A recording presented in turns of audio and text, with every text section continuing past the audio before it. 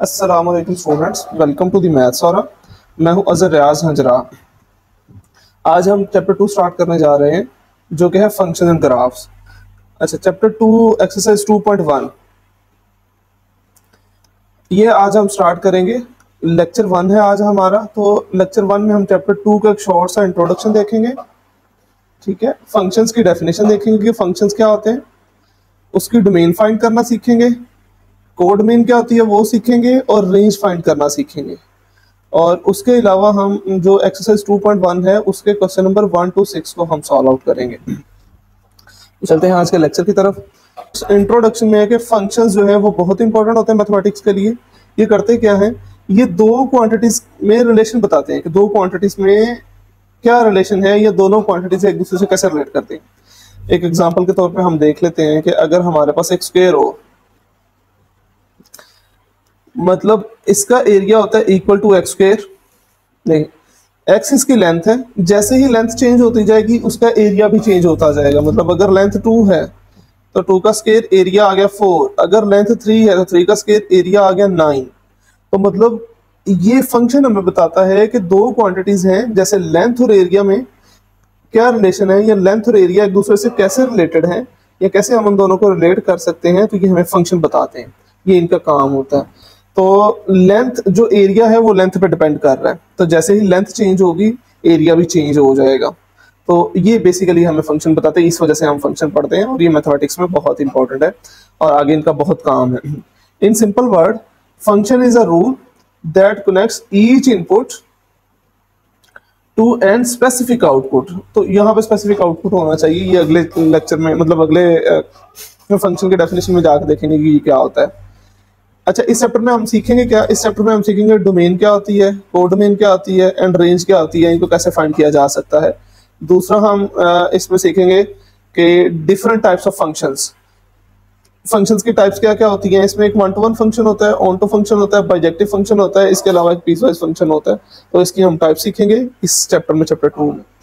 और फंक्शंस का जो ग्राफ है वो कैसे हम ड्रा कर सकते हैं वो सीखेंगे, ग्राफ बनाना सीखेंगे। उसके अलावा जो अगर 2 फंक्शन है, 3 फंक्शन है, तो वो कहाँ पे इंटरसेक्ट कर रहे हैं, वो पॉइंट कैसे हम ग्राफिकली फाइंड करेंगे, वो हम इस चैप्टर में सीखेंगे।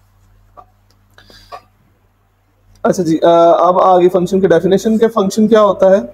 अच्छा, फंक्शन होता क्या है, फंक्शन होता है रूल ऑफ अ कॉरेस्पॉन्डेंस। ये रूल ऑफ कॉरेस्पॉन्डेंस होता है। रूल ऑफ कॉरेस्पॉन्डेंस क्या करता है, एक एलिमेंट को लेता है, दूसरे एलिमेंट को असाइन कर देता है।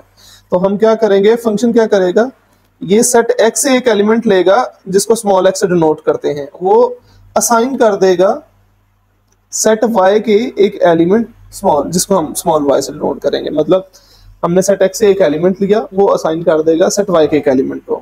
लेकिन कंडीशन क्या है, वो एलिमेंट यूनिक होना चाहिए, जिस एलिमेंट को असाइन कर रहा है यूनिक होना चाहिए। फॉर एग्जाम्पल, ये समझने के लिए मैं एक एग्जाम्पल बताता हूँ आपको। अगर मेरे पास है x is equal to 2x, हम x को एज ए इनपुट कंसीडर करते हैं, y उसका आउटपुट निकलता है। मतलब x की वैल्यू अगर मैं 1 ले रहा हूँ तो y की वैल्यू क्या आ गई, 2 into 1 इक्वल टू 2 आ गया। देखिए, हमने एक इनपुट दिया, आउटपुट भी हमारे पास एक निकला, यूनिक आउटपुट निकला है। तो ये कंडीशन है यहाँ पे। इसकी काउंटर एग्जांपल देखते हैं। अगर मेरे पास y square equal to x हो, तो अगर मैं x की वैल्यू 1 पुट करूं तो y स्क्वायर इक्वल टू 1 आ गया। इसको जब हम सॉल्व आउट करेंगे स्क्वायर रूट लेना पड़ेगा, under root of y square equal to under root of 1, plus minus का साइन आता है, कैंसिल आउट हो गया, y का आंसर आ गया प्लस माइनस 1। जब हम x की वैल्यू 1 ले रहे थे तो y की हमारे पास 2 वैल्यूज आ गई प्लस माइनस 5, मतलब y हमारे पास यूनिक नहीं बचा। तो फिर इस तरह की कंडीशन में ये फंक्शन नहीं होता। फंक्शन की कंडीशन क्या है, जो आउटपुट है उसको यूनिक होना चाहिए, सिंगल वैल्यू होनी चाहिए, एक से ज्यादा आउटपुट नहीं निकलना चाहिए। अगर एक से ज्यादा आउटपुट निकला तो वो रिलेशन तो होता है लेकिन फंक्शन नहीं होता। और मैथमेटिकली फंक्शन को ऐसे डिनोट करते हैं हम, f from x to y, f from set x to set y। तो हम इनपुट लिया करेंगे फर्स्ट वाले सेट से और आउटपुट हमारा आया करेगा सेकंड वाले सेट से। अब ये जो दोनों सेट्स हैं इनके डिफरेंट नाम लो, इनको डिफरेंट नेम्स दिए हुए हैं। जो सेट x है इसको हम बोलते हैं डोमेन ऑफ द फंक्शन। इसी तरह जो सेट y है इसको हम बोलते हैं कोडोमेन ऑफ द फंक्शन। अब हम इनपुट पुट कर रहे हैं, हमारे पास आउटपुट आएगा और आउटपुट हमेशा कहां से आएगा, y से आएगा। y को कोई मतलब पूरा y भी हो सकता है, y से कम भी हो सकता है। तो जो आउटपुट निकल रहा है उसको भी हम एक नाम देते हैं, वो भी एक सेट बनेगा, उसको हम बोलते हैं रेंज ऑफ द फंक्शन। जो हमारे पास आउटपुट निकल रहा है वो रेंज ऑफ द फंक्शन निकल रहा है। और इस पे कंडीशन होती है कि जो रेंज होती है ना वो हमेशा सबसेट होती है कोड मेन की। जो रेंज का सेट होगा वो सबसेट होगा कोड मेन का। मैथमेटिकली इसको ऐसे लिखते हैं, range of a function subset of y, मतलब कोड मेन का सबसेट होगा। तीन चीजें हमने देखी, जो सेट एक्स है उसको हम डोमेन बोलते हैं, जो सेट वाई है उसको हम कोड मेन बोलते हैं, और जितने भी हमारे पास एक्चुअल आउटपुट निकलते हैं, जितनी भी आउटपुट वैल्यूज निकलती हैं, उनको एक नया सेट का नाम देते हैं जिसको हम रेंज ऑफ द फंक्शन बोलते हैं। ठीक है, ये तीन बातें हैं, इसको याद रखना, ये डेफिनेशन में भी है, ये लिखी हुई है। अच्छा, उसके बाद है एमसीक्यूज के लिए है कि जो टर्म फंक्शन है ना ये इंट्रोड्यूस करवाई थी जर्मन मैथमेटिशियन लेबनिज ने। ये इसका गलत लिखा हुआ है, ये लेबनिज ने इंट्रोड्यूस करवाई थी। उसके बाद है अगला हमारे पास है notation of the function. Function की नोटेशन क्या होती है? फंक्शन की नोटेशन होती है, फंक्शन को हम लिखते हैं y equal to f of x, ये फंक्शन की नोटेशन होती है।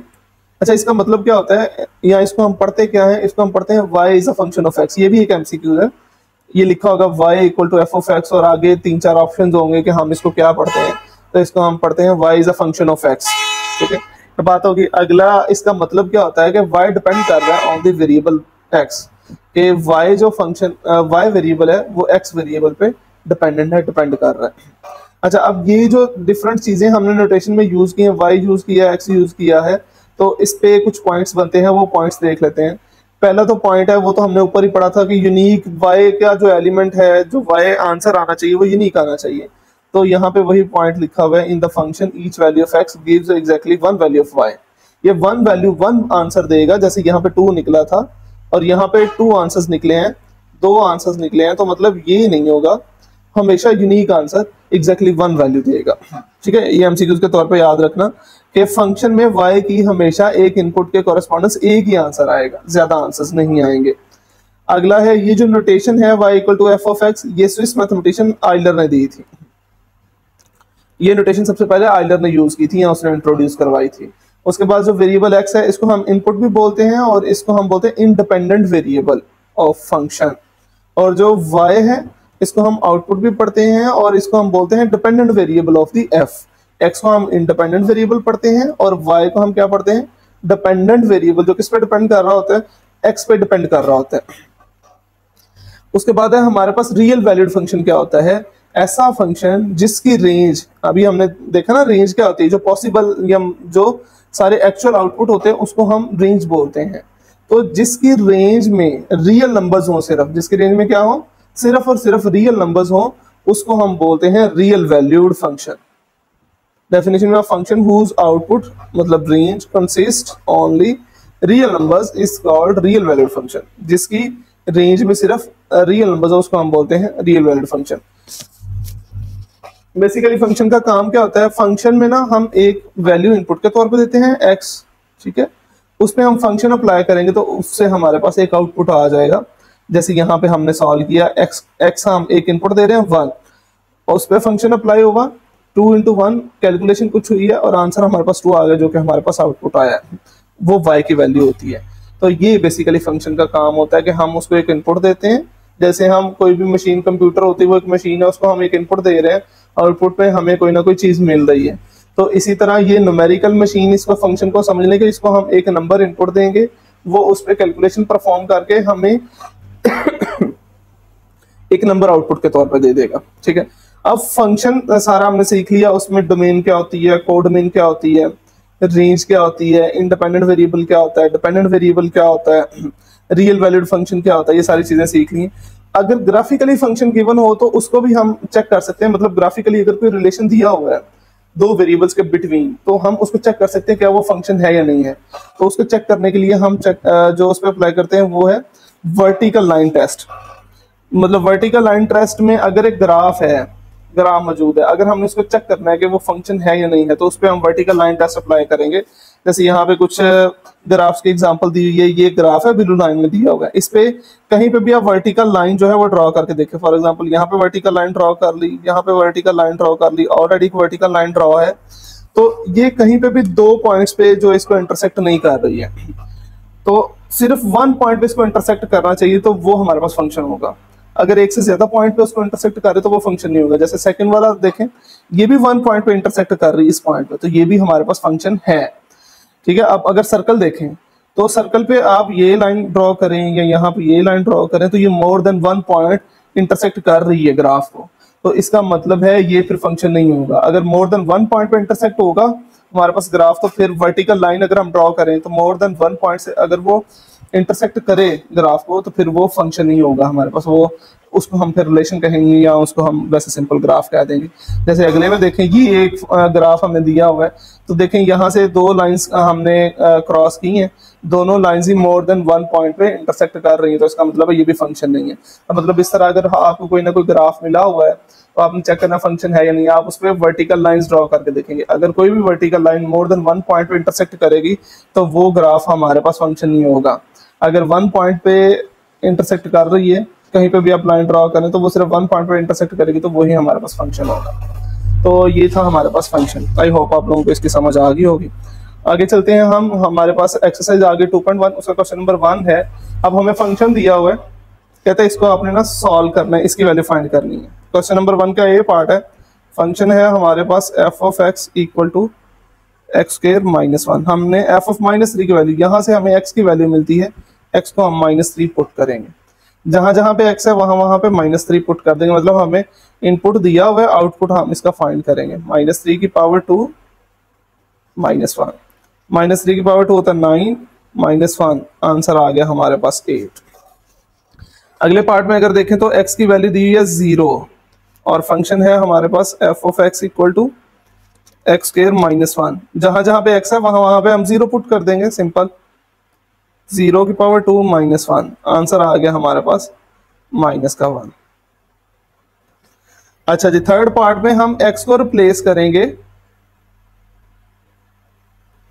x को रिप्लेस करेंगे x -2 से, और फंक्शन है हमारे पास f of x equal to x square -1।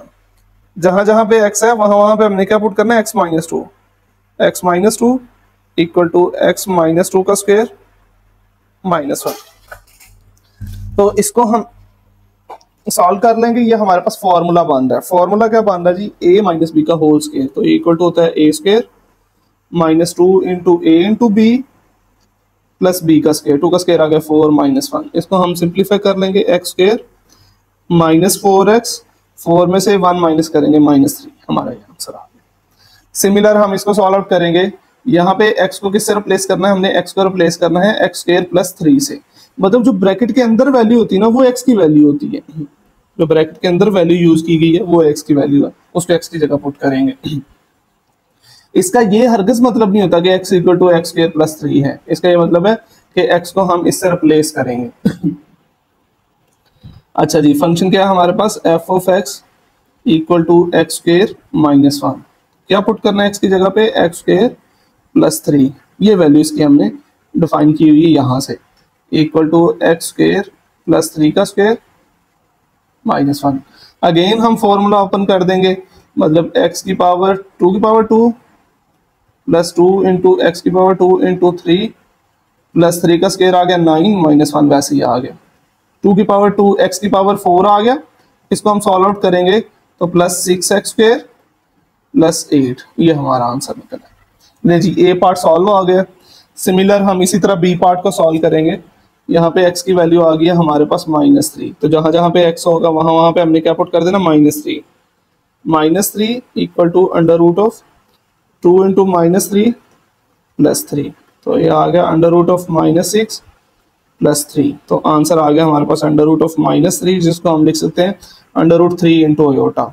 अब ऐसे भी लिखा रहना दे सकते हैं, वो भी आंसर ठीक है। अगर साथ अयोटा लिख रहे हैं तो ये भी आंसर ठीक है, दोनों ही आंसर्स हो सकते हैं इसके। अच्छा, जब फिर हमने क्या पुट करना है, जहां जहां पे x है वहां वहां पे फंक्शन में क्या पुट करना है, 0 पुट कर देना है। x इक्वल टू 0 पुट करेंगे फंक्शन में, 0 equal to under root of 2 into 0, इस x की जगह 0 आ गया प्लस 3, तो ये आ गया under root of 3। Third part है, थर्ड पार्ट में हमने रिप्लेस करना है x को x माइनस टू से। चलिए पुट करें, हमारे पास फंक्शन है f of x equal to under root of 2x plus 3। X को हम रिप्लेस कर देंगे x माइनस टू से, 2 into x minus two plus 3। इसको सॉल्व आउट कर लेते हैं, 2x माइनस 4 प्लस 3, इसका अंडर रूट 2x वैसे ही आ गया, माइनस 4 प्लस 3 माइनस 1 हमारे पास बच गया, ये हमारा आंसर आ गया। लेकिन नेक्स्ट पार्ट में हमने क्या पुट करना है, x की जगह पे हमने पुट करना है एक्स स्क्वायर प्लस 3, ये हम पुट करेंगे, रिप्लेस करेंगे। हमारे पास फंक्शन है f of x equal to under root of 2x plus 3। जहां जहां पे x है वहां वहां पे हम एक्स स्क्वायर प्लस 3 पुट कर देंगे। 2 इंटू एक्स स्क्वायर प्लस 3 वैसे ही आ गया, तो 2 को मल्टीप्लाई करवाएंगे 2x स्क्वायर प्लस 6 प्लस 3, देखिए 2x स्क्वायर प्लस 9, ये हमारा आंसर आ गया। नेक्स्ट पे चलते हैं जी। अच्छा जी, कहता है फाइंड करनी है आपने value F of A plus H minus F of A divide by H, इसकी वैल्यू फाइंड करनी है, जबकि हमारे पास ये फंक्शन गिवन दिया हुआ है। यहाँ पे अगर हम देखें ना तो x की जगह हम पहले पुट करेंगे ए प्लस एच और फिर क्या पुट करेंगे, ए पुट करेंगे, ये वैल्यूज हमने पुट करनी है और फंक्शन में पुट करते जाएंगे, हमारे पास वैल्यू आ जाएगी। पहले हमने पुट करना है x की जगह पे a plus h, then x की जगह पे हमने a पुट करना है। बारी बारी पुट कर देते हैं, f of a plus h equal to, इस x की जगह पे a प्लस एच आ जाएगा प्लस 7, तो ये आ गया हमारे पास 4a plus 4h plus 7। Then हमने पुट करना है x की जगह पे a, इस फंक्शन में x की जगह पे a आ जाएगा 4 इंटू a प्लस 7, तो ये आ गया 4a प्लस 7। देखिए नेक्स्ट स्टेप में हमने क्या करना है, दोनों को माइनस करके h पे डिवाइड करना है, क्योंकि हम ये वैल्यू फाइंड करना चाह रहे हैं ना पूरी, तो उसके लिए हम f of a plus h minus कर लेंगे f ऑफ a। जी दोनों को माइनस करें, 4a plus 4h plus 7, F of a plus h की वैल्यू लगा दी है, माइनस एफ ऑफ a की वैल्यू लगाएंगे, तो जब माइनस का साइन आ गया तो इस इन दोनों टर्म्स के साइन चेंज हो जाएंगे, एफ ऑफ a की वैल्यू ना दोनों के sign, f of a minus 7 आ गया। देखिए 4a पॉजिटिव है और 4a negative, positive and negative दोनों कैंसिल आउट हो गए, 7 पॉजिटिव और 7 नेगेटिव ये कैंसिल आउट हो गए, पीछे हमारे पास बच गया 4h, ये हमारे पास आया f of a plus h minus F of a। हमने क्या फाइंड करना है, f of a plus H minus F of a divided by h, मतलब डिवाइड कर दिया करेंगे एंड पे h पे, f of a plus h minus F of a divided by h equal to 4h over h, h से h cancel out हो गया, answer क्या आ गया हमारे पास 4, नहीं इसकी वैल्यू आ गई है 4। सिमिलर हम इसकी वैल्यू फाइंड करेंगे, पहले हमने x की जगह पुट करना है a प्लस एच, ये आ गया f of a plus h equal to sine a plus h, जहां जहां पे x था वहां वहां पे a प्लस एच पुट कर दिया। सिमिलर x की जगह हम a पुट करेंगे, क्योंकि हमने इसकी वैल्यू फाइंड करनी है ना, f of a plus H minus F of a divide by h, तो पहले हमने a प्लस एच पुट किया, अब हम a पुट कर रहे हैं, तो ये आ गया f of a equal to sine a। अच्छा जी, नेक्स्ट हम दोनों को माइनस करेंगे क्योंकि माइनस हो रहे हैं वहां पे, f of a plus H minus F of a equal to, f of a plus H की वैल्यू है sine a plus H minus sine a।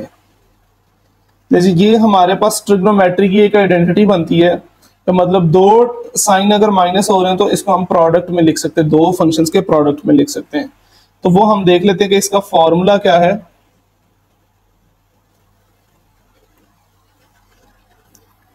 अच्छा, जो आइडेंटिटी का फॉर्मूला है वो है जी sine p minus sine q, ये इक्वल टू होता है 2 cos p plus q divided by 2 sine p minus q divided by 2। यहाँ पे हम क्या करेंगे, p की जगह हम पुट करेंगे a plus H and q की जगह हम पुट कर देंगे सेकंड वाला जो एंगल है वो a पुट कर देंगे, ठीक है। लेफ्ट हैंड साइड ऐसे ही आ जाएगी a plus H minus F of a, और राइट हैंड साइड हम इसकी लिखेंगे 2 वैसे ही आ गया, cos p की जगह आ गया a प्लस एच, और q की जगह आ गया हमारा a divided by 2 sine p की जगह आ गया a plus H minus a, q की जगह a आ गया डिवाइडेड बाय 2। मुझे सिंप्लीफिकेशन कर लेते हैं, 2 कॉस जी a plus a 2a plus H divided by 2 sine, ये पॉजिटिव और नेगेटिव दोनों कैंसिल आउट हो गए, h बाय 2 बच गया।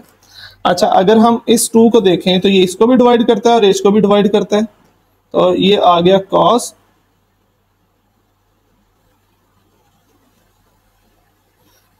जब इसको डिवाइड करेगा a बच गया, 2 से 2 कैंसिल आउट हो गया ये, plus h by 2 sine h by 2। जी ये आ गया हमारे पास f of a plus H minus F of a. Next step में हमने क्या करना है, इसको h पे डिवाइड करना है, क्योंकि हमें f of a plus H minus F of A divide by H की वैल्यू फाइंड करनी है। तो हम इस दोनों साइड्स को डिवाइडेड बाई h कर देंगे, 2 बाई h। तो ये हमारा आंसर निकला है। नेक्स्ट पार्ट की तरफ चलते हैं। अच्छा जी, थर्ड पार्ट है, वही हम करेंगे। पहले x की जगह हम पुट करेंगे a प्लस एच, जहां जहां पे x है वहां वहां पे a प्लस एच हम पुट कर देंगे। a प्लस एच की power 3 plus a plus H की पावर 2 माइनस 1। इसको हमें सिंप्लीफाई करना है, क्यूब का फॉर्मूला लगाएंगे, a की पावर 3 प्लस b की power 3 plus 3a square b होता है प्लस 3ab स्क्वायर होता है।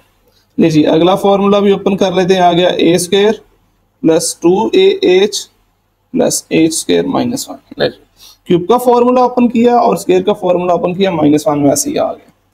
नेक्स्ट स्टेप में हमने क्या करना था, हमने एफ ऑफ ए की वैल्यू भी फाइंड करनी है। ए प्लस एच की आ गई, एफ ऑफ ए की वैल्यू हम फाइंड करेंगे, तो हम एक्स की जगह पुट कर देंगे ए फंक्शन में। F of A equal to आ गया हमारे पास ए की पावर 3, एक्स की जगह ए आ गया ना, प्लस ए की power 2 minus 1। F of A plus h और एफ ऑफ ए आ गया। नेक्स्ट स्टेप में हमने दोनों को करना है minus, F of A plus H minus F of A. F of A plus H की ये पूरी वैल्यू ये पहले पुट कर देते हैं, ए की पावर 3 प्लस एच की power 3 A square H plus 3a h square plus A square plus 2ah plus H square minus 1। लीजिए ए प्लस एच की वैल्यू आ गई है, अब हमने एफ ऑफ ए की वैल्यू पुट करनी है माइनस। ये एफ ऑफ ए की सारी वैल्यूज हैं। जब हम माइनस का साइन लगा लेते हैं पहले, तो ये सारे साइन होंगे चेंज। ए की पावर 3 प्लस था माइनस ए की पावर 2 माइनस था प्लस 1। अच्छा, जो लास्ट वाली वैल्यूज होंगी ना, ये तीनों लास्ट वाली वैल्यूज ये हमेशा कैंसिल आउट हो करेंगी, जो भी एफ ऑफ ए की वैल्यू होगी।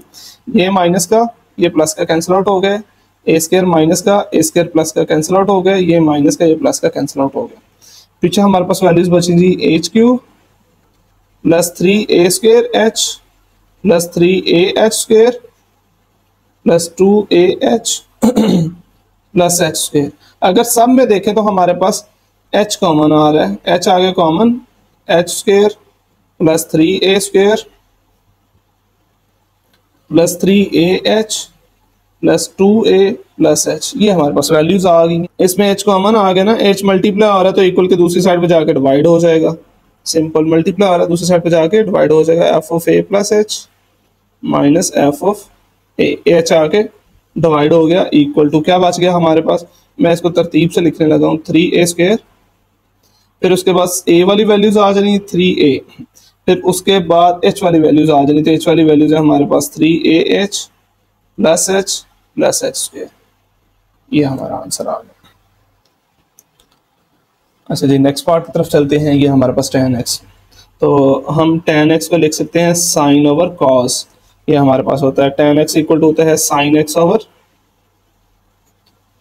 Cos x। नहीं जी, ये फंक्शन है, फंक्शन में a प्लस एच पुट करना है पहले हमने, जहां जहां पे x है वहां वहां पे a प्लस एच आ जाएगा। तो f of a plus h equal to sine a plus H cos a plus h.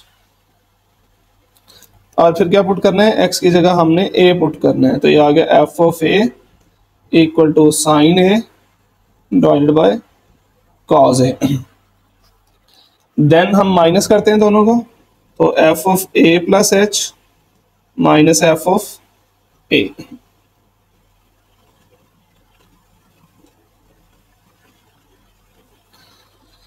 Equal to आ गया a प्लस एच की वैल्यू आ गई sine A plus H divided by cos A plus H minus sine A divided by cos A. अच्छा fraction है, कैसे solve करते हैं, हम एलसीएम ले लेते होते हैं। तो कॉज ए प्लस एच और कॉज ए दोनों डिफरेंट वैल्यू है, दोनों का मल्टीपल हमारे पास एलसीएम आ गया cause A plus H cause ए। उसके बाद चूंकि दोनों डिफरेंट थी क्रॉस मल्टीप्लिकेशन होगी, कॉज ए इधर मल्टीप्लाई होगा और कॉज ए प्लस एच इधर साइन ए के साथ मल्टीप्लाई हो जाएगा। तो ये आ गया sign A plus H cause A minus ये कॉज ए प्लस एच इधर मल्टीप्लाई होगा तो ये आ गया cause A plus H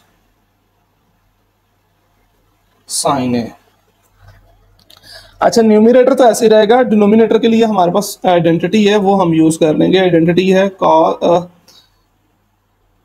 identity है हमारे पास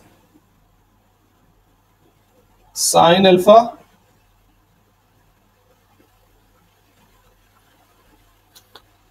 alpha cos beta minus cos alpha sine beta, ये इक्वल टू होती है साइन अल्फा माइनस बीटा। ये आइडेंटिटी है, ये आइडेंटिटी हम यहाँ पे यूज करेंगे। तो यहाँ पे देखें a प्लस एच और h यूज हुआ है, तो हम अल्फा जो है वो इक्वल टू ले लेंगे a प्लस एच और बीटा इक्वल टू ले लेंगे a। यहाँ पे पुट करें, अल्फा की जगह हमने पुट करना है a प्लस एच और बीटा की जगह हमने पुट करना है a माइनस कॉस अल्फा की जगह पे आ गया a plus h sine a।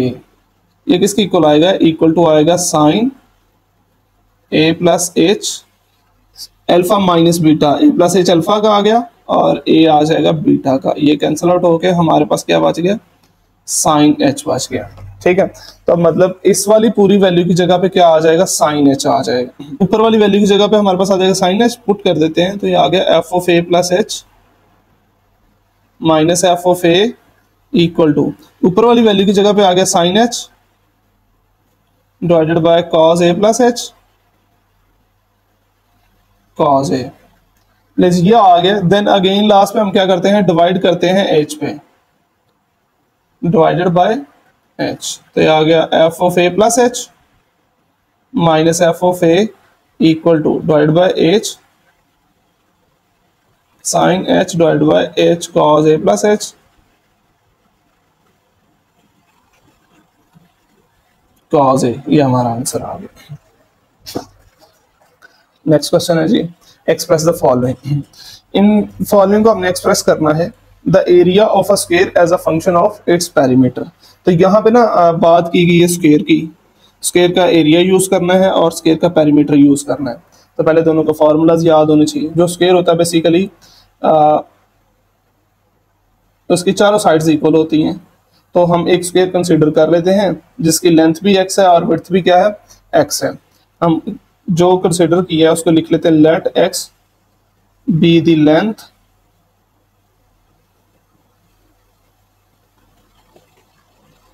Of a square. ले जी, ये जो स्क्वायर इसने बात की है, इस स्क्वायर को हमने लेट कर दिया है कि उसकी लेंथ x है, ये एक स्क्वायर बन गया। देन पहले किसका जिक्र किया गया, पहले एरिया का जिक्र किया गया। तो फिर हमारे पास एरिया क्या होगा, एरिया का फॉर्मूला, एरिया ऑफ स्क्वायर का फॉर्मूला होता है हमारे पास लेंथ मल्टीप्लाई बाय विड्थ। मतलब इसकी लेंथ भी x है, विड्थ भी x है, या लेंथ मल्टीप्लाई बाय लेंथ होता है, मतलब एरिया इक्वल टू आ गया हमारे पास x स्क्वायर। इसको कह देंगे इक्वेशन 1।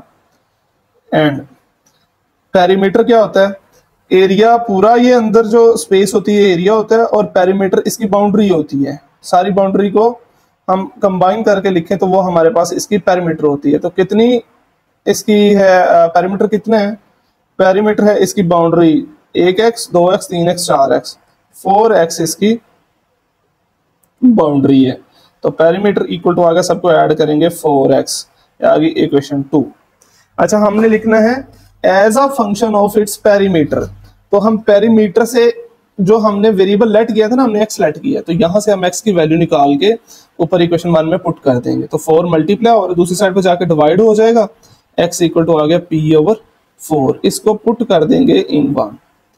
हमेशा दूसरी इक्वेशन में से वैल्यू निकाल के उसको पहली इक्वेशन में पुट किया करेंगे। तो दूसरी इक्वेशन क्या बनी है, वो भी तरतीब भी याद रखनी है कि जो पहले लिखा होगा उसको पहले फाइंड कर लिया, जो बाद में लिखा होगा उसको बाद में फाइंड कर लिया। सेकंड इक्वेशन में से हमने वैल्यू निकाल ली एक्स की या आर जो भी हमने कंसिडर किया होगा उसको फर्स्ट वैल्यू में पुट कर दिया करेंगे।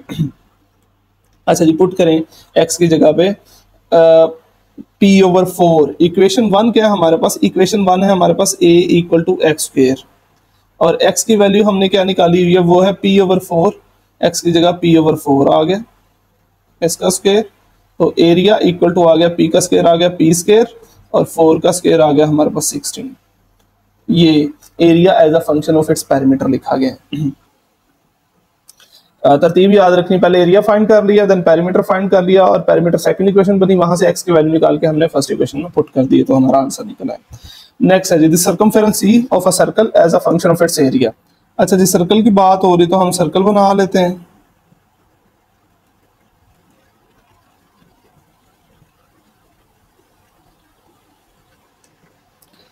ले जी, सर्कल है जिसका रेडियस मैंने ले लिया r, क्योंकि कोई ना कोई ऑब्वियसली सर्कल का रेडियस होता है, तो हमने लेट कर लिया r बी द रेडियस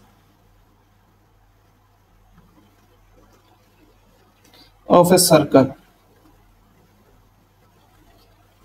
अच्छा जी, रेडियस का सर्कल ले लिया। देन हमारे पास दो चीजें इसने कही होंगी, वो दोनों चीजें हम फाइंड कर लेंगे। पहली चीज उसने कही है सर्कमफेरेंस C, तो जो सर्कल की बाउंड्री होती है ना वो सर्कमफेरेंस होती है, तो सर्कमफेरेंस का जो फॉर्मूला आता है ना वो होता है 2πr, या आगे इक्वेशन 1 हमारे पास। एंड देन उसने एरिया की एरिया की बात की है, तो जो एरिया का फॉर्मूला होता है वो होता है πr²। जी, ये इक्वेशन 2 आ गई। इक्वेशन 2 में से हमने आर लेट किया था ना, इक्वेशन 2 में से आर की वैल्यू निकाल के हमने इक्वेशन 1 में पुट करनी है, तो पाई मल्टीप्लाई हो रहा है, दूसरी साइड पे जाके डिवाइड हो जाएगा, a/π आ गया। हमें चाहिए आर की वैल्यू, तो हम स्क्वायर रूट ले लेंगे, टेकिंग स्क्वायर रूट। ले स्क्वायर रूट लिया तो स्क्वायर से स्क्वायर रूट कैंसिल आउट हो गया, इधर आर बच गया, आर पे स्क्वायर था ना, इसका स्क्वायर रूट लिया कैंसिल आउट हो गया, और इधर आ गया स्क्वायर रूट ऑफ a/π। यहाँ इसको हम ऐसे भी लिख सकते हैं कि r इक्वल टू आ गया √a डिवाइडेड बाय √π। नहीं जी, ये वैल्यू आ गई r की, इसको हमने पुट करना है, put in 1।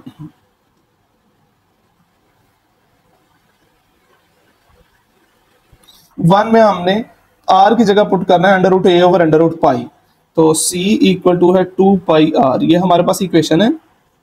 c equal to 2π वैसे ही आ गया, और r की वैल्यू आ गई √a/√π। अच्छा, अब पाई और पाई दोनों के बेसिस सेम है, तो इसको हम सॉल्व आउट करेंगे।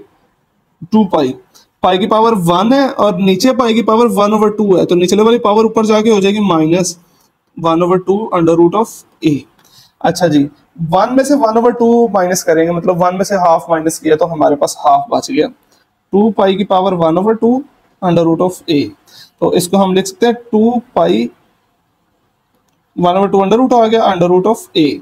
दोनों के ऊपर अंडर रूट है, तो दोनों का अलग अलग अंडर रूट है, दोनों को सेम अंडर रूट पे लिख सकते हैं, तो c इक्वल टू आ गया 2√πa। ये हमारा इसका आंसर आ गया। Circumference as a function of its area लिखा गया। नेक्स्ट है जी, the surface area S of a cube. अब यहाँ पे क्यूब की बात की गई है, तो क्यूब में तीन चीजें होती हैं, लेंथ होती है, विड्थ होती है और हाइट होती है, और तीनों की तीनों सेम होती हैं। ठीक है, तो हम पहले क्यूब कंसिडर कर लेते हैं।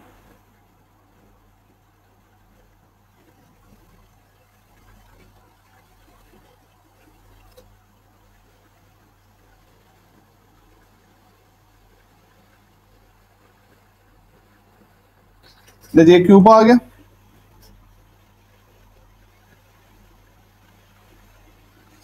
एक क्यूब। अच्छा जी, क्यूब में क्या होती है? लेंथ होती है, इसकी विड्थ होती है और उसकी हाइट होती है। अगर हम क्यूब को देखें तो इसके सरफेस कितने बनते हैं? इसके 6 सरफेस बनते हैं, नीचे वाला, ऊपर वाला, राइट लेफ्ट और आमने सामने वाला, 6 इसके सरफेस बनते हैं, और हर एक की लेंथ और विड्थ कितनी बन रही? x बन रही है। अच्छा जी, लेट कर लेंगे x be the each length, क्योंकि सारी इक्वल ही आएंगी ना, each length of a cube. Then area of each surface. अब ईच सरफेस का एरिया हमने लिखना है, वो है x मल्टीप्लाई बाय x, मतलब length multiply by length, equal to आ गया हमारे पास x स्क्वायर। मतलब अगर सरफेस देखे ना, एक सरफेस ये बन रहा है इसका, ये जो ग्राउंड पे बन रहा है, इसका एरिया लेंगे तो मतलब लेंथ और इसकी विड्थ से मल्टीप्लाई करेंगे x स्क्वायर। इसी तरह ये सामने वाला है, इसका ये आएगा, ये बैक साइड पे है, ये राइट साइड पे है, इनका भी क्या आएगा, इसी तरह x मल्टीप्लाई x निकलेगा। तो एरिया ऑफ ईच सरफेस आ गया। अब लिखेंगे total surface area. Total surface area जिसको उसने एस से डिनोट किया हुआ है, एस इक्वल टू आ गया हमारे पास। अब कितने सरफेसेस हैं इसके, 6 सरफेसेस हैं, और हर सरफेस का कितना है एरिया, एक्स स्क्वायर। तो कितना आ गया, 6x स्क्वायर आ गया टोटल सरफेस एरिया।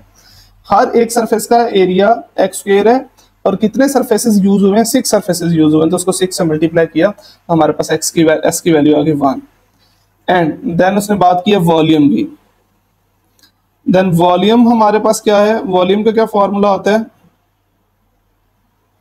वॉल्यूम मतलब v इक्वल टू आ गया हमारे पास, ये होते हैं लेंथ विड्थ एंड हाइट, तीनों को मल्टीप्लाई करते हैं, length multiply width multiply by height, तो तीनों को मल्टीप्लाई करेंगे, x की पावर 3 आ गया, v इक्वल टू क्या आ गया, x की पावर 3। हमने लेट किया था x, अब x की वैल्यू यहां से निकाल के इक्वेशन 2 में से, इसको इक्वेशन 1 में हमने पुट करना है। तो इक्वेशन 2 में से निकालने के लिए हम इसका क्यूब ले लेंगे, cube root, taking cube root on both sides, दोनों साइड्स पे इसका क्यूब रूट ले लेंगे। तो v की पावर 1/3 इक्वल टू x की पावर 3, इसकी पावर 1/3, 1/3 से 1/3 कैंसिल आउट हो गया, तो x इक्वल टू आ गया v की पावर 1/3। इसको हम पुट कर देंगे इक्वेशन 1 में, पुट इन 1। इक्वेशन 1 में x की जगह हमने क्या पुट करना है, x की जगह हमने पुट करना है v की पावर 1/3। जैसे इक्वेशन 1 क्या है, s equal to 6x square, x की जगह आ गया v की पावर 1/3, 6 v की पावर 1/3 होल पावर 2 आ गई। पावर की पावर जो होती है मल्टीप्लाई हो जाती है, तो 2 1s आर 2/3। ये लिखा गया surface area as a function of its volume. ये आंसर आ गया हमारे पास। नेक्स्ट हम चलते हैं क्वेश्चन नंबर 4। अच्छा, क्वेश्चन नंबर 4 को करने से पहले ना हम समझेंगे इंटरवल्स। इंटरवल्स को समझने से पहले अगर हम रियल लाइन को रिप्रेजेंट करें, ये -∞ टू +∞ होता है, ठीक है। इसमें पॉइंट्स होते हैं 0 1 2 एंड सो ऑन, इसी तरह, और -1 -2 एंड सो ऑन, इस तरफ चल रहे होते हैं। ये होती है हमारे पास रियल लाइन, जिसको हम R से डिनोट करते हैं। अच्छा जी, रियल लाइन R से डिनोट कर रहे हैं, और इसको हम बोलते हैं set of all real numbers, set of all real numbers होते हैं। अच्छा, अब हम ना यहाँ पे इंटरवल सीखना चाह रहे हैं कि इंटरवल्स क्या होते हैं। फॉर एग्जांपल अगर मैं कोई एक सेट लिखता हूँ, जिसमें लिख देता हूँ 1, 2, देखा जाए तो मैंने एक ये पॉइंट लिखा है और एक ये पॉइंट लिखा है, तो ये सिर्फ 2 पॉइंट्स को रिप्रेजेंट करता है सेट।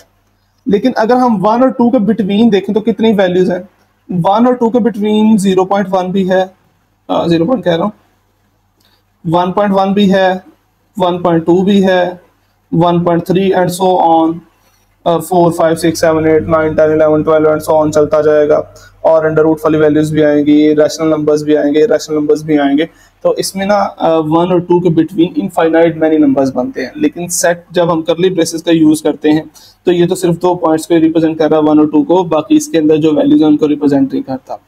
तो अगर हमने मतलब ये 2 पॉइंट्स और उसके बिटवीन वाले सारे नंबर्स भी रिप्रेजेंट करवाने हो ना, मतलब सेट्स की फॉर्म में तो इसको नहीं लिख सकते, बहुत ज्यादा नंबर बनते हैं, तो सेट की फॉर्म में नहीं लिखा जा सकता। हर एक पॉइंट को सेपरेट करके लिखना बहुत ज्यादा मुश्किल, बल्कि इम्पॉसिबल होता है, लिखा ही नहीं जा सकता। तो फिर उसके लिए हम इंटरवल का यूज करते हैं।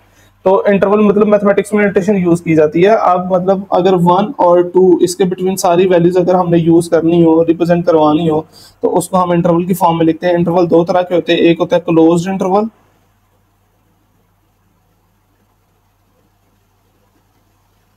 ये होता है क्लोज्ड इंटरवल, ठीक है। क्लोज इंटरवल को सर्कल स्क्वायर ब्रैकेट से लिखा जाता है, मतलब स्क्वायर ब्रैकेट्स के अंदर जो भी वैल्यू लिखी हो, 2 पॉइंट्स लिखे हो, तो उसको हम बोलते हैं क्लोज्ड इंटरवल। जैसे 1 2 लिखा हुआ है ना, 1 एंड 2 लिखा गया, ये जी बन गया हमारे पास क्लोज्ड इंटरवल। दूसरा होता है ओपन इंटरवल,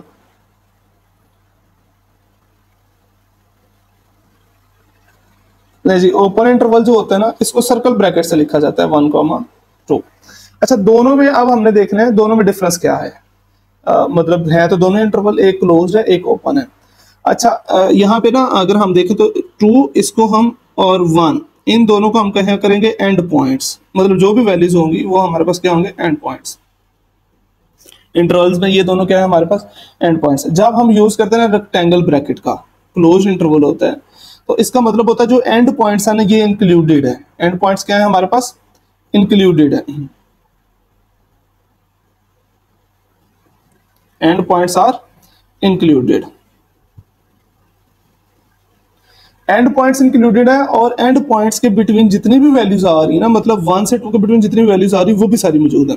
अगर हम करली ब्रेसेस का ये सेट था हमारे पास, इसमें 1 और 2 ये सिर्फ एंड पॉइंट्स ही हैं, बाकी कोई वैल्यू नहीं है। जब हम रेक्टेंगुलर ब्रैकेट का यूज करते हैं तो फिर इसमें ब्रेसेस का यूज करते हैं, तो इसमें फिर 1 और 2 भी इंक्लूडेड है, और 1 और 2 के बिटवीन जितनी वैल्यूज है वो भी इंक्लूडेड है।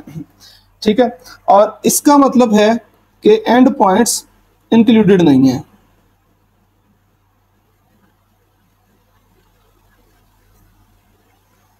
Not included.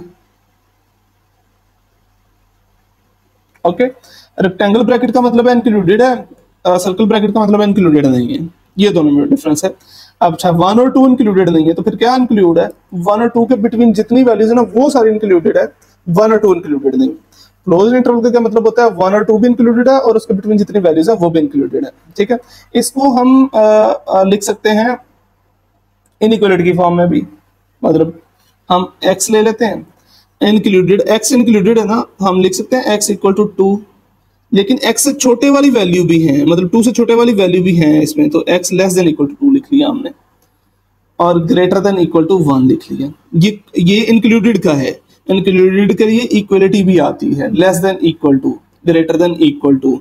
लेकिन जब हम बात करते हैं ना नॉट इंक्लूडेड की, तो फिर ये आ जाता है x लेस देन 2। मतलब अब 2 तो नहीं है इसमें, 2 से छोटे वाली वैल्यूज हैं, और ग्रेटर देन 1 मतलब 1 नहीं है, 1 से बड़े वाली वैल्यूज हैं सारी। तो ये इस तरह इनइक्वालिटी की फॉर्म में भी लिखा जाता है। मतलब जहां पे इक्वलिटी आ जाए तो वहां पे अगर हम ब्रैकेट लगाना चाहें तो वहां पे हम रेक्टेंगल ब्रैकेट लगाएंगे। और तीसरे तरह का भी एक होता है जिसको हम बोलते हैं half open half closed interval. Half open half closed interval. अच्छा, ये ना एक साइड से ओपन हुआ करेगा और एक साइड से क्लोज हुआ करेगा, ये इस फॉर्म में होता है। इधर इसका मतलब है कि 1 इंक्लूडेड है 2 इंक्लूडेड नहीं है, इसका मतलब है 1 इंक्लूडेड नहीं है 2 इंक्लूडेड है। तो ये होता है हाफ ओपन हाफ क्लोज, मतलब एक साइड से ओपन है और एक साइड से क्लोज्ड है, या इसका दूसरा नाम क्लोपन भी होता है, क्लोपन भी आप इसको लिख सकते हैं। अच्छा, ये चीजें होगी।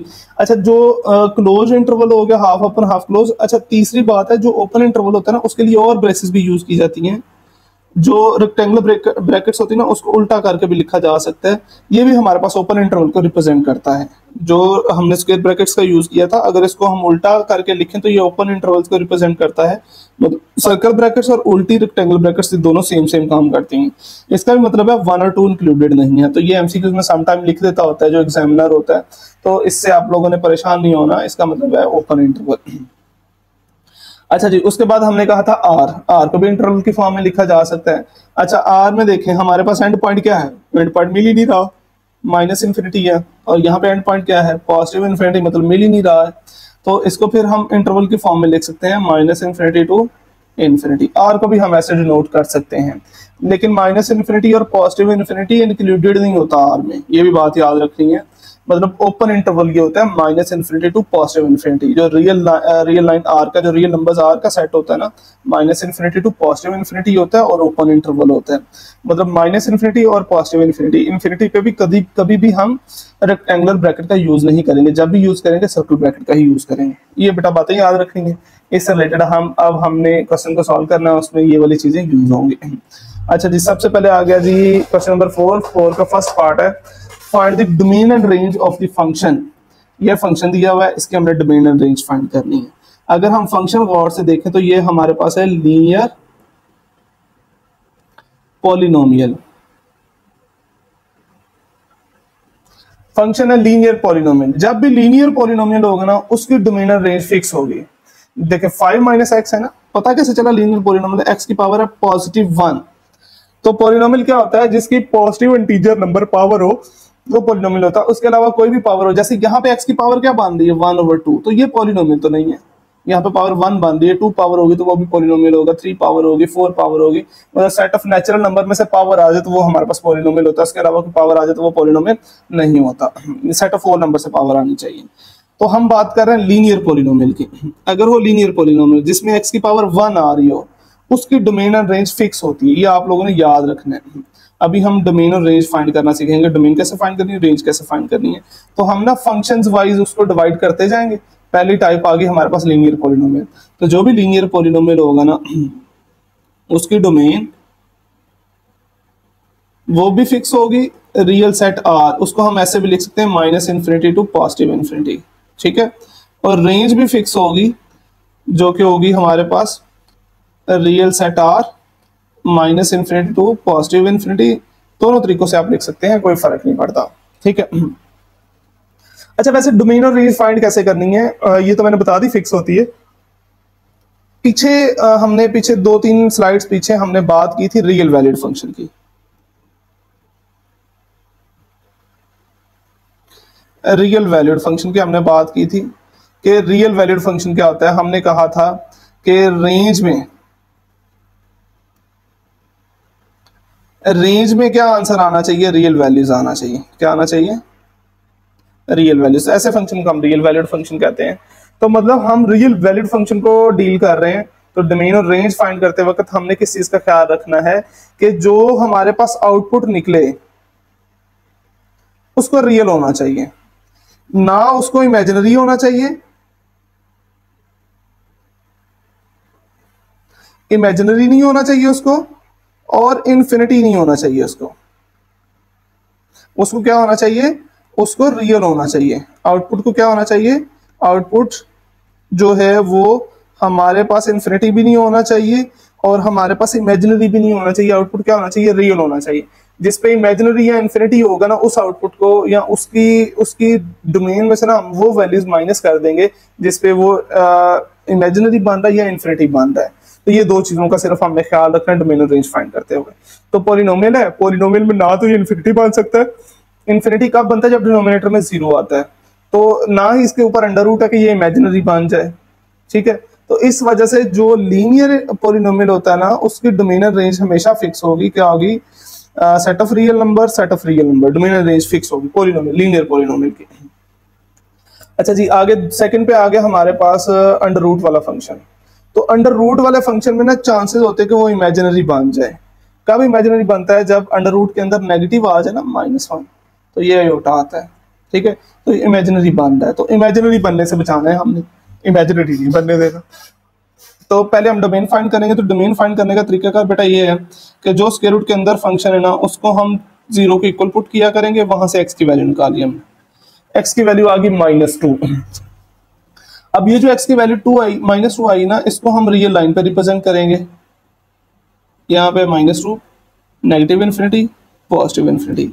अब ये -2 ने क्या किया है कि रियल लाइन को 2 इक्वल पार्ट्स में डिवाइड कर दिया। एक पार्ट ये है और एक पार्ट ये, दोनों में से एक आंसर होगा। अब ये जो दोनों में से एक आंसर है वो हमने चेक करना है कौन सा होगा।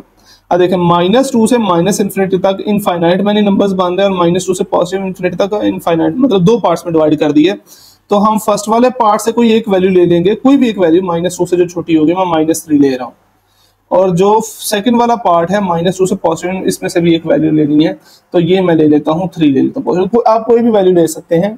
अब हमने इसके लिए चेक करना है कि ये जो हमारे पास आउटपुट है वो इमेजिनरी किस पे बना रहा है, फर्स्ट वाले पार्ट में इमेजिनरी बना रहा है या सेकंड वाले पार्ट में इमेजिनरी बना रहा है। तो इसके लिए हम दोनों वैल्यूज को बारी बारी पुट करेंगे x के इक्वल रख के फंक्शन में। ले जी, पहले हम पुट करेंगे x इक्वल टू -3। फंक्शन में हम x की जगह -3 पुट करेंगे। ये फंक्शन दिया हुआ है g of x is equal to x की जगह आ गया -3, अंडर रूट ऑफ -3 + 2। क्या आंसर आ गया जी, -1। अच्छा जी, ये हमारे पास आ गया अयोटा के इक्वल, मतलब इमेजिनरी बन गया। अब हमने कहा था कि इमेजिनरी नहीं होना चाहिए, क्या होना चाहिए, उसको रियल होना चाहिए, इमेजिनरी नहीं होना चाहिए। तो मतलब फिर ये वाला जो इधर इधर वाला पार्ट है ये इसमें से निकल गया, ये इंक्लूडेड नहीं हो सकता। दूसरे को चेक करते हैं। फंक्शन में हमने क्या पुट करना है, x की जगह 3 पुट करना है, g of 3 equal to under root of 3 plus 2। Answer क्या आ गया, अंडर रूट ऑफ 5, जो कि पॉजिटिव है। अंडर रूट के अंदर 5 पॉजिटिव आ गया, मतलब ये रियल नंबर बन गया, इसके साथ आयोटा नहीं आया, इमेजिनरी नहीं बना। तो मतलब -2 से लेके पॉजिटिव इन्फिनिटी तक जो सारा पार्ट है वो इसकी डोमेन होगा। ये वाला -2 से छोटे वाला नहीं होगा, क्योंकि उसमें अंडर रूट के अंदर नेगेटिव इमेजिनरी बन रहा, तो वो नहीं होगा। तो फिर डोमेन हमारे पास क्या आ गई, डोमेन इक्वल टू आ गई कहां से, -2 से पॉजिटिव इन्फिनिटी तक है, -2 से पॉजिटिव इन्फिनिटी। जी -2 इंक्लूड हो गया, पॉजिटिव इन्फिनिटी हम इंक्लूडेड नहीं करते। जी ये हो गया। नेक्स्ट हमने क्या करना है, अब हमने रेंज फाइंड करनी है।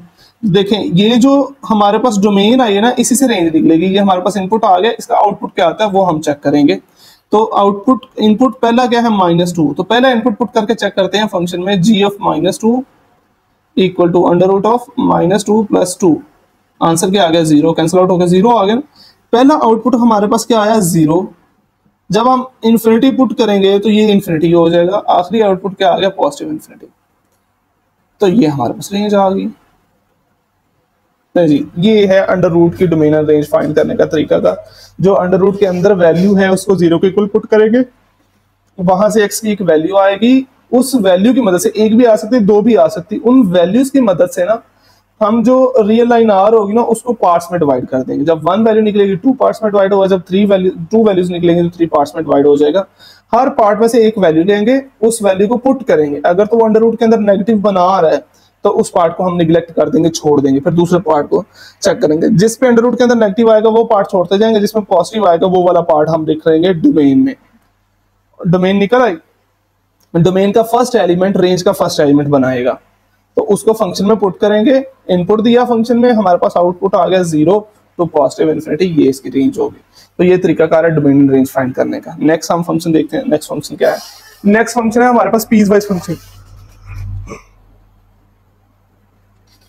अच्छा ये जो x की वैल्यूज होती है ना, ये हमारे पास इनपुट होता है, और इनपुट को ही हम डोमेन बोलते हैं। तो मतलब इसमें तो डोमेन हमारे पास फिक्स है। डोमेन क्या है जी, पहली इनक्वालिटी है x less than equal to -2, मतलब -2 से छोटे वाली सारी वैल्यूज, -2 इंक्लूड हो गया। छोटे वाली वैल्यू कहां तक जाएंगी, छोटे वाली वैल्यू जाती है -इन्फिनिटी तक। नहीं जी, एक ये आ गया। सेकंड है जी x ग्रेटर देन -2, मतलब -2 ग्रेटर देन है, इंक्लूडेड नहीं है, ये याद रखना। अगर इस यहाँ पे इक्वलिटी, यहाँ पे है ना लेस देन इक्वल टू, तो हमने इंक्लूड कर ली है, यहाँ पे नहीं है तो इंक्लूडेड नहीं है, सर्कल ब्रैकेट आ गई। तो -2 से बड़े वाली सारी वैल्यूज हैं x की, बड़े वाली वैल्यूज कहाँ तक है, पॉजिटिव इन्फिनिटी तक है। तो डोमेन आ गई हमारे पास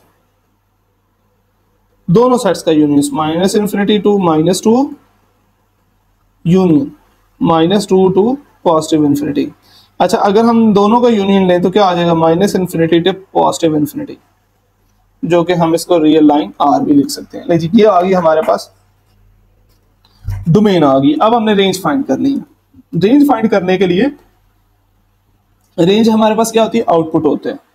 तो जब हम -2, अब देखें ना, दो हमारे पास निकली हैं, रेंज के दो सेट निकले हैं, डोमेन के दो सेट निकले हैं। एक -इन्फिनिटी से -2 निकला है, और दूसरा हमारे पास निकला है -2 से इन्फिनिटी। अच्छा जी, ये इसका फर्स्ट और ये लास्ट, ये दोनों पुट करके हम इसकी रेंज निकाल लेंगे। तो g ऑफ x में पहले हम पुट करेंगे ये फर्स्ट वाला -2 पुट करेंगे। अच्छा जी, लेस देन था ना, ये लेस देन का है ना हमारे पास, लेस देन का, तो इसके सामने वाले फंक्शन में हम पुट करेंगे g ऑफ x में, x की जगह -2 पुट कर देंगे। तो -2 इक्वल टू 6 इंटू -2 प्लस 7। नहीं जी, ये फर्स्ट फंक्शन में इसके सामने वाली वैल्यू का इंटरवल यूज कर रहे हैं ना, उसके सामने वाली जो वैल्यू होगी फंक्शन की, उसमें हमने x की जगह -2 पुट कर दिया। इसको हम सॉल्व आउट कर लेते हैं, -12 प्लस 7, तो आंसर आ गया -5। और लास्ट वाली वैल्यू -इन्फिनिटी यहाँ पे पुट करेंगे तो -इन्फिनिटी आएगा, तो ये इंटरवल बन गया -5 से -इन्फिनिटी। सेकेंड इंटरवल है -2, नहीं जी ग्रेटर देन वाला है, तो उसके सामने वाले में हम पुट करेंगे, तो g ऑफ -2 इक्वल टू आ गया हमारे पास 4 3 इंटू -2, जी आ गया 4 माइनस माइनस प्लस 6, आंसर आ गया 10। -2 का आंसर क्या आ गया, 10। जब हम इन्फिनिटी पुट करेंगे तो उसका ऑब्वियसली इन्फिनिटी आंसर आएगा, पॉजिटिव इन्फिनिटी। पॉजिटिव इन्फिनिटी का आंसर क्या आएगा? Positive infinity. तो रेंज के भी दो इंटरवल्स आ गए हैं, इसका हम यूनियन ले लेते हैं, माइनस इन्फिनिटी से -5 यूनियन 10 से पॉजिटिव इन्फिनिटी। अच्छा, अब इसका यूनियन करके हम minus infinity to positive infinity नहीं लिख सकते। क्यों नहीं लिख सकते? क्योंकि -5 के बाद आता है हमारे पास -4, -3, -2, -1, 0 एंड सो ऑन 10 तक, मतलब 9 तक। अब ये वाले एलिमेंट्स इनमें हैं ही नहीं, तो हम यूनियन करके माइनस इन्फिनिटी से पॉजिटिव इन्फिनिटी नहीं लिख सकते, क्योंकि ये वाले एलिमेंट मिस हैं। लेकिन अगर इस केस में हम देखें तो कोई एलिमेंट मिस नहीं है, -2 इंक्लूडेड है, और फिर आगे इसके बाद भी -2 से स्टार्ट हो गया, तो कोई एलिमेंट जो है वो एक्सक्लूडेड नहीं था, मतलब इसमें कम नहीं था, तो इस वजह से हमने इसको क्या लिख लिया, यूनियन करके लिख लिया, और ये ऐसे ही लिखा रहेगा हमारे पास आउटपुट। समझ आ गई होगी आप लोगों को। इनपुट यहाँ x से हम इनपुट डिसाइड कर लेते हैं पीस वाइज फंक्शन में, और यही सामने वैल्यू पुट करके यहाँ से हम आउटपुट मतलब उसकी रेंज भी डिसाइड कर लेते हैं, जैसे हमने इधर डिसाइड किए। अच्छा जी, नेक्स्ट पार्ट में चलते हैं। हमारे पास आ गया मोड वाला फंक्शन। अच्छा, मोड वाला फंक्शन जो होता है ना, मोड काम क्या करता है? मोड ये काम करता है कि जो भी नेगेटिव वैल्यू आती है ना उसको पॉजिटिव बना देता है।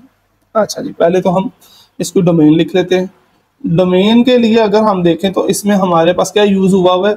इसमें हमारे पास लीनियर पॉलिनोमियल यूज हुआ है। तो मैंने बताया था लीनियर पॉलिनोमियल की जो डोमेन होती है वो फिक्स होती है, रियल लाइन आर, या उसको माइनस इन्फिनिटी से पॉजिटिव इन्फिनिटी भी लिख सकते हैं।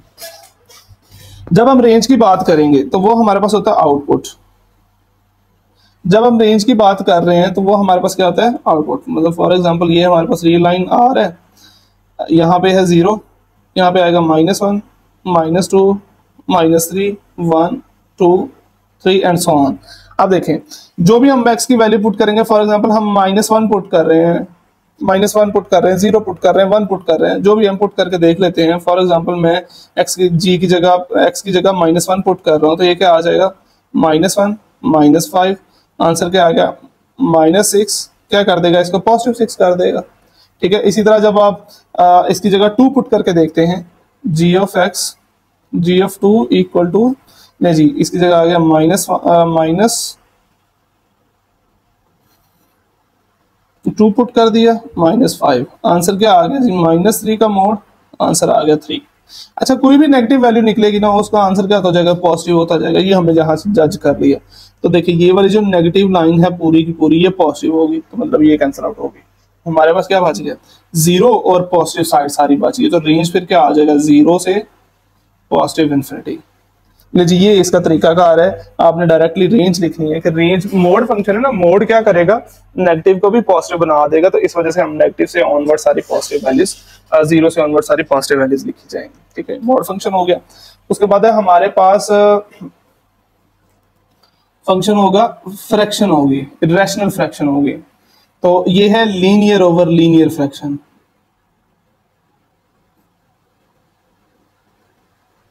लीनियर ओवर लीनियर फ्रैक्शन जो होती है ना, इसकी डोमेन एंड रेंज फाइंड करने का क्या तरीकाकार होता है, ये अभी हम इसी क्वेश्चन में देखेंगे। लीनियर ओवर लीनियर है।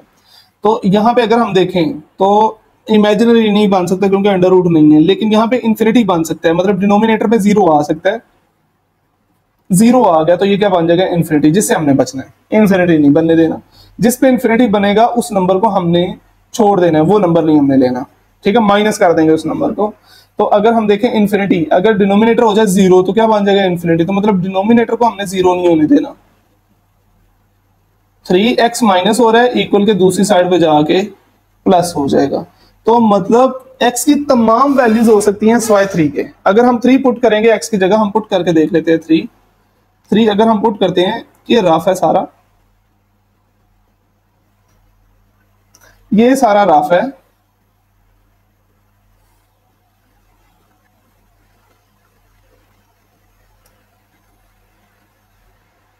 ये रफ हमारा, मतलब 3 हम पुट करके देखते हैं। 3 हमने पुट किया जी, 3 + 2 डिवाइडेड बाय 3 - 3, ले जी क्या आ गया? 5/0, जो कि बन गया इन्फिनिटी।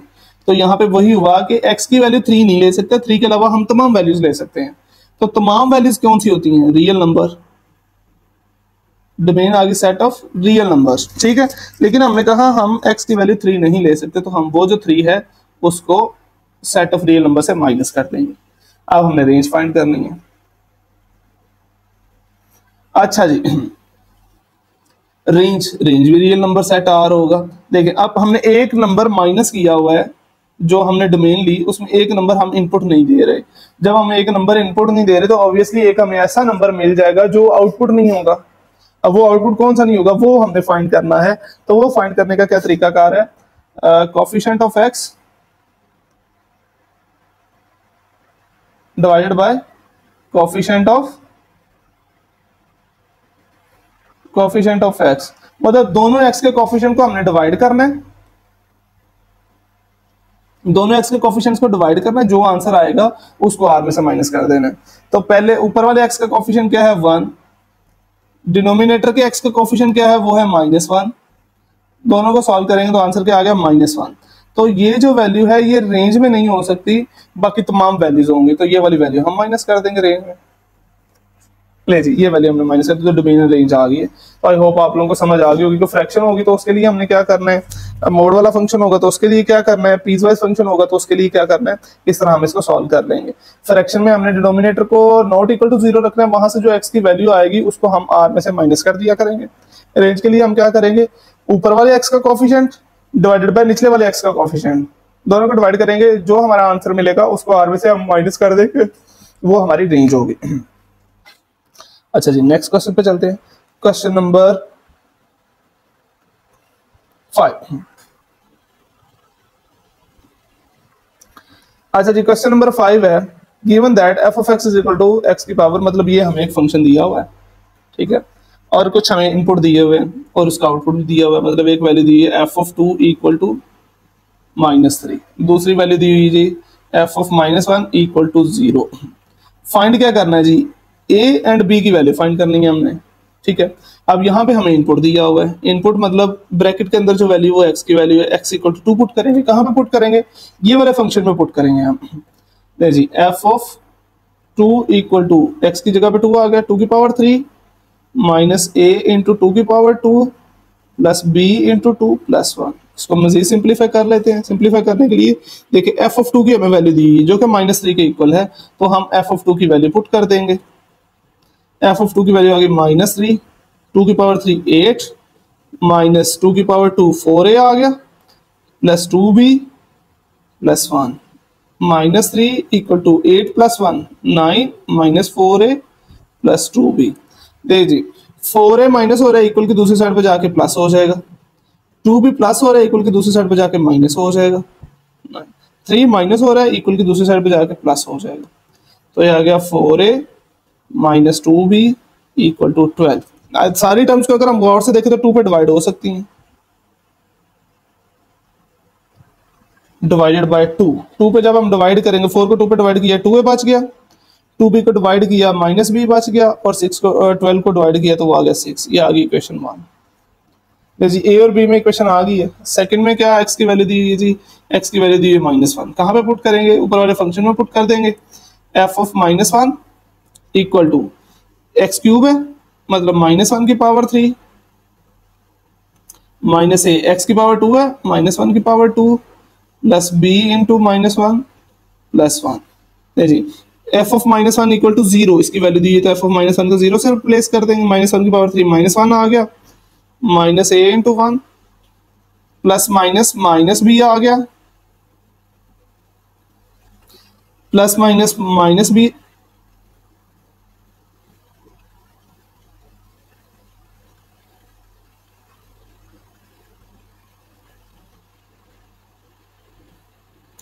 प्लस माइनस बी आ गया प्लस 1। ये प्लस का 1 और माइनस का 1 कैंसिल आउट हो गया, 0 इक्वल टू आ गया -a माइनस बी, दोनों माइनस हो रहे हैं, इक्वल की दूसरी साइड पे जाके प्लस हो जाएंगे, a plus b equal to 0। ये आ गई इक्वेशन 2। दो इक्वेशन बन गई हैं, इक्वेशन 1 एंड इक्वेशन 2। 2-3 तरीकों से सॉल्व कर सकते हैं इनको, प्लस माइनस करके एक में से वैल्यू निकाल के दूसरी में से पुट कर दें, या क्रैमर रूल, या बहुत ज्यादा तरीके हैं। तो हम क्या करते हैं, हमें नजर आ रहा है कि दोनों को ऐड करें तो वैल्यूज निकल सकती हैं, तो हम इक्वेशन 1 एंड इक्वेशन 2 दोनों को ऐड कर देंगे। इक्वेशन 1 क्या है हमारे पास, 2a minus b equal to 6। Equation 2 है a plus b equal to 0। दोनों को हमने ऐड करना है, ये कैंसिल आउट हो गया, 3a इक्वल टू 6 आ गया। इसको सिंप्लीफाई कर लेते हैं, 3a इक्वल टू 6 था, a इक्वल टू आ गया 6 डिवाइड बाय 3, तो a की वैल्यू आ गई 2, दोनों को डिवाइड किया। अब इन दोनों वैल्यूज को किसी भी एक इक्वेशन में हम पुट कर सकते हैं, तो मैं इसको 2 में पुट कर देता हूँ। पुट इन इक्वेशन 2, इक्वेशन 2 में a की जगह हमने क्या लगाना है, a की जगह हमने 2 लगा देना है। इक्वेशन 2 है a plus b equal to 0, a की जगह 2 आ गया, प्लस b इक्वल टू 0, तो b की वैल्यू क्या आ गई हमारे पास -2। नहीं जी, ये a और b की दोनों की वैल्यूज आ गई। नेक्स्ट क्वेश्चन नंबर 6 पे चलते हैं। अच्छा जी, क्वेश्चन नंबर 6 है, a stone falls from the height of 60 metre. देखिए एक स्टोन है जो कहां से गिर रहा है, ये गिरना चाह रहा है 60 मीटर से, वो स्टोन गिरना चाह रहा है। हाइट को हम इससे डिनोट करेंगे, और जब वो स्टोन गिर रहा होगा तो उसको ऑब्वियसली कोई ना कोई टाइम लगेगा, तो उस टाइम को हम x सेकंड से डिनोट करेंगे। ठीक है, अब ये दो क्वांटिटीज हैं, एक क्वांटिटी हाइट है और दूसरी क्वांटिटी क्या है हमारे पास, वो है टाइम। तो दोनों की एक दूसरे से रिलेशन है, उसकी मदद से हमने ये एक उसने बना के दे दिया हमें, दोनों का एक फंक्शन बना के दे दिया है, h of x is equal to 40 minus 10x square. कहता है what is the height of the stone when after 1 second, उसकी हाइट कितनी होगी। तो x की वैल्यू 1 सेकंड दी हुई ना, तो जहां जहां पे x है वहां पे हम 1 पुट कर देंगे। h of x equal to 40 minus 10x square, क्या पुट करना है, x की वैल्यू 1 दी हुई है, h of 1 equal to 40 minus 10 into 1 का स्क्वायर, क्या आ गया जी 40 माइनस 10, 40 माइनस 10 कितना आ गया 30। तो 1 सेकंड के बाद हाइट कितनी बात जाएगी, 30 मीटर बात जाएगी। फिर हम 1.5 पुट करेंगे।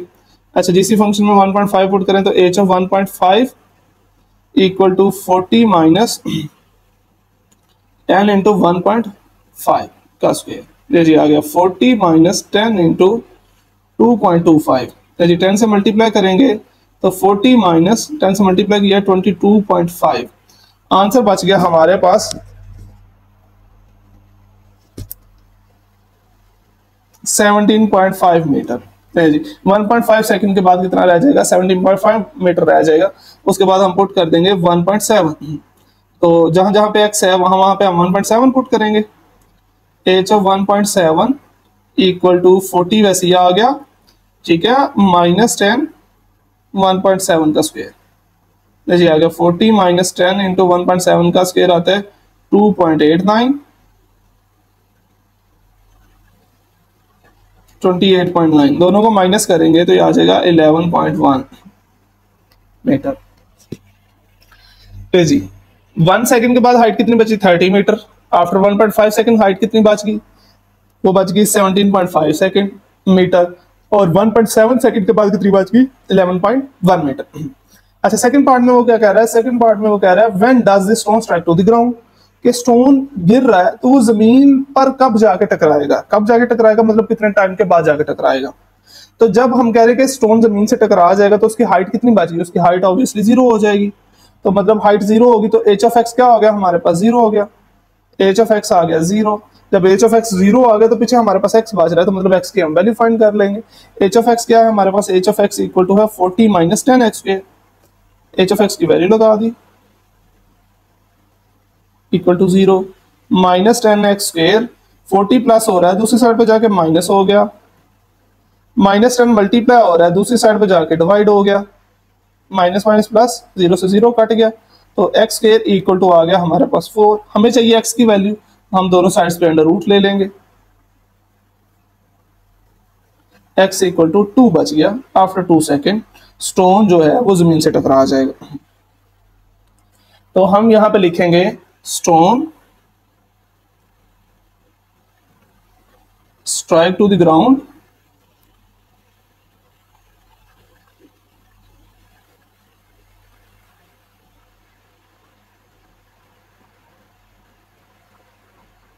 After 2 seconds. तो 2 सेकेंड्स के बाद जो स्टोन है वो जमीन से टकरा जाएगा। ठीक है, अब यहाँ पे जब हम स्क्वायर रूट लेते हैं तो प्लस माइनस का साइन आता है, यहाँ पे प्लस माइनस का साइन क्यों नहीं आया, इसलिए नहीं आया कि जो हमारे पास टाइम होता है वो हमेशा पॉजिटिव होता है, नेगेटिव टाइम नहीं होता, तो इस वजह से प्लस माइनस का साइन नहीं आया। नेक्स्ट स्टूडेंट्स, पहले 6 क्वेश्चन हमने सॉल्व कर लिए हैं। नेक्स्ट एक्सरसाइज मतलब जो नेक्स्ट लेक्चर होगा उसमें एक्सरसाइज 2.1 के बाकी 4 क्वेश्चन बच रहे हैं और एक टॉपिक बच रहा है टाइप्स ऑफ द फंक्शन, मतलब जो फंक्शन है उसके टाइप्स क्या होती है। तो नेक्स्ट लेक्चर में हम उसके नेक्स्ट टाइप्स करेंगे और क्वेश्चंस को सॉल्व करेंगे।